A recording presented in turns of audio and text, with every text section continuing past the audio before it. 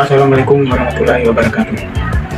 Perkenalkan, nama saya Alberto Hurtado Moitotude dengan NIM 2422511104. Kelas C, Prodi Pendidikan Sosiologi.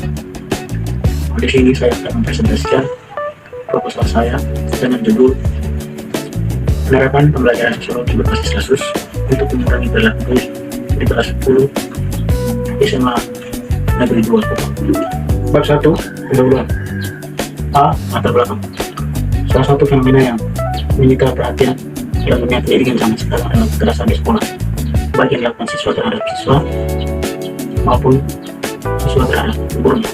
Menariknya, aksi tawuran dan kekerasan bully yang dilakukan oleh siswa disiplin semakin banyak menghiasi deretan berita baik di media cetak maupun di sosial. Jadi bukti telah tercabutnya nilai-nilai kemanusiaan. B. Rumusan masalah. Berdasarkan latar belakang di atas, rumusan masalah dalam penelitian ini adalah ada dua. Yang pertama, bagaimana penerapan pembelajaran sosiologi berbasis kasus dalam proses pembelajaran di kelas 10 SMA Negeri 2 Kupang.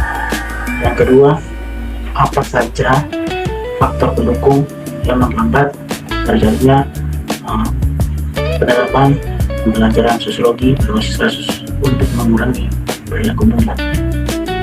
C. Tujuan penelitian. Tujuan penelitian di sini juga ada dua. Yang pertama, mendeskripsikan penerapan pelajaran sosiologi berbasis kasus pada proses pembelajaran di kelas 10 SMA Negeri 2 Kupang. Kedua, mengidentifikasi faktor pendukung dan penghambat penerapan pembelajaran sosiologi berbasis kasus untuk mengurangi perilaku bully. Bab 2, pembahasan. A. Pembelajaran sosiologi berbasis kasus.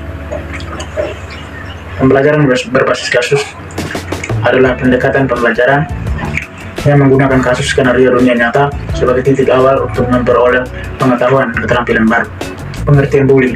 Bully merupakan kata yang berasal dari bahasa Inggris yang artinya banteng. Secara etimologi, kata bully berarti penggertak, orang yang mengganggu orang lemah. C. Bentuk-bentuk bully. Yang pertama itu fisik, yang kedua itu non-fisik. D. Karakteristik perilaku bully. Yang pertama, peduli dengan popularitas. Menurut mereka, melakukan bully meningkatkan status popularitas di antara teman-temannya. Yang kedua, mudah emosi. Emosi tersebut sulit terkontrol, menimbulkan kesulitan dalam diterimanya pergaulan. Yang ketiga, mempunyai kepercayaan diri yang rendah atau mudah dipengaruhi teman-teman. Bertindak menjadi perilaku bully akibat mengikuti perilaku tersebut secara sadar maupun tidak sadar. Yang berikut, E. Penanganan perilaku bully. Penanganan perilaku bully itu dilakukan beberapa langkah. Yang pertama itu peran orang tua, yang kedua itu peran sekolah dan guru, yang ketiga itu penanganan untuk korban, yang keempat itu penanganan untuk pelaku, yang kelima itu pendekatan komunitas dan lingkungan, dan yang keenam itu langkah darurat atau pelaporan. Yang berikut keunggulan kelas based learning untuk mengatasi bully. Yang pertama itu membangun empati melalui analisis terhadap pengalaman korban bully. Siswa diajak merasa dan memahami perspektif korban sehingga empati berkembang secara organik. Yang kedua, kontekstualisasi. Nilai-nilai anti bully ditanamkan bukan sebagai doktrin abstrak, melainkan melalui pengalaman belajar yang bermakna dan relevan dengan kehidupan sehari-hari. Yang ketiga, pengembangan berpikir kritis. Siswa belajar menganalisis akan permasalahan bully secara sistematis, bukan sekedar beraksi secara emosional.